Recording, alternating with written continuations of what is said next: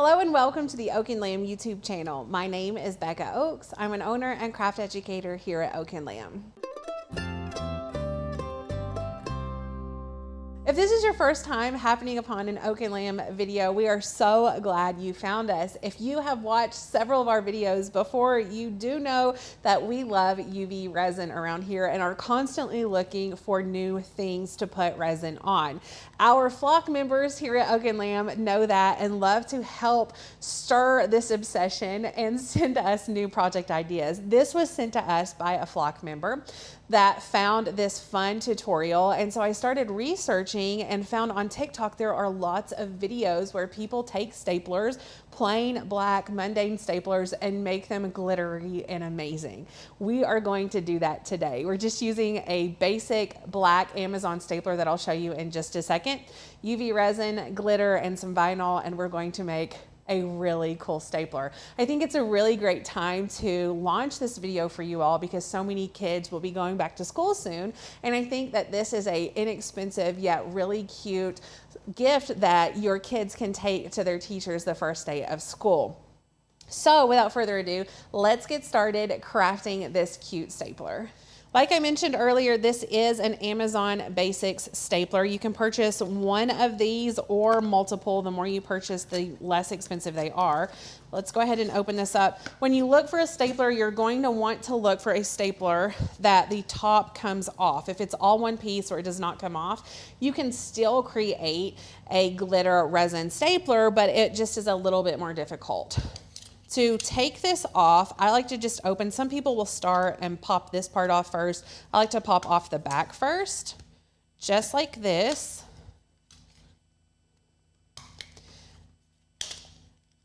And then remove the top here. Now we can put this part off to the side. And then what you might want to do is grab some painter's tape and tape this up because you're going to grab a spray paint and spray the entire top of the stapler. Choose a spray paint that will match or be pretty close to the color of glitter that you're going to use. This will help eliminate any see-through paint where you might not get good coverage of your glitter.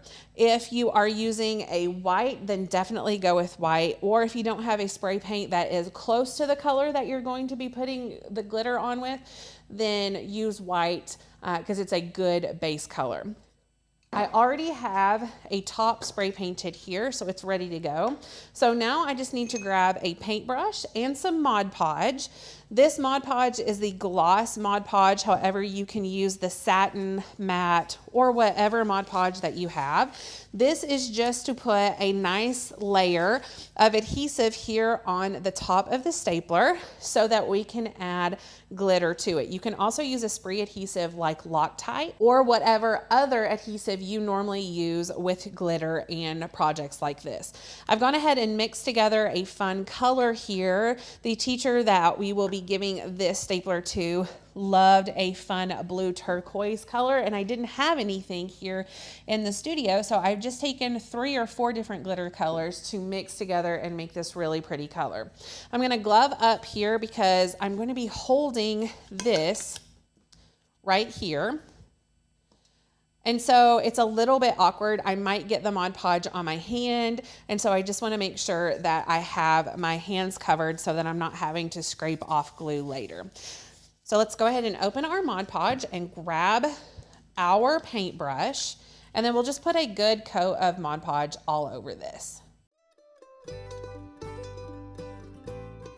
Make sure to get sort of around the bottom, kind of on the corners and rounded edges, so that the glitter sticks really well. And then of course in the back, you want to have really good coverage there as well.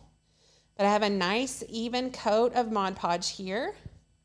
And now I'm ready to just cover this thing in glitter.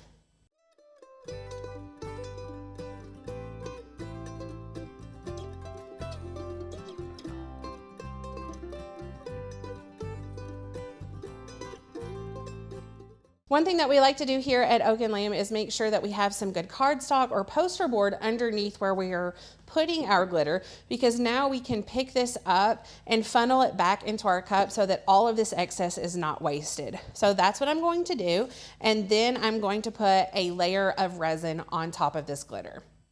Okay, once the Mod Podge is dry, then you're ready to go ahead and put your coat of resin on. Now you can expedite the Mod Podge drying time by grabbing a heat gun and just applying some heat to it.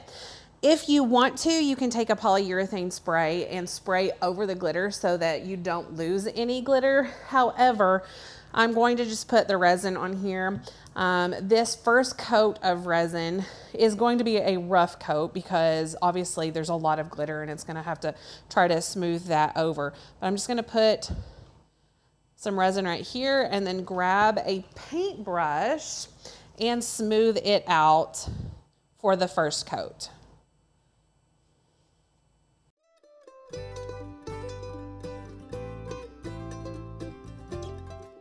Once you have everything good and covered with that first layer of resin, you can grab your LED UV light and cure it, or our preference, if you are having a decently sunny day, is to take it outside and cure it outside because it cures a whole lot faster than indoors with a light.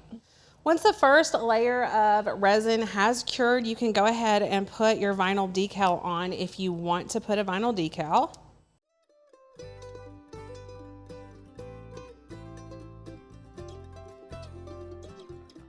Once your decal is down, then you are ready to go ahead and glove up again and put your last coat of resin on.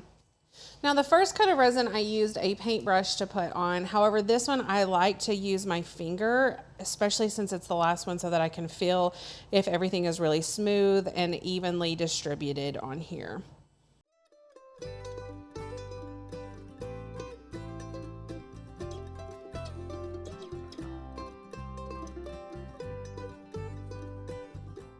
Okay, once this other layer of resin has cured, you are ready to put it on your stapler. It's finished. Now, depending on how heavy you are with the resin, you may need a third coat. If you do need a third coat, then just probably grab a very fine grit sandpaper and sand in between, because you'll feel some spots where maybe the glitter has come up through, or the resin is a little bit rough or something like that. So I generally say if you need another coat, you probably also need to sand in between.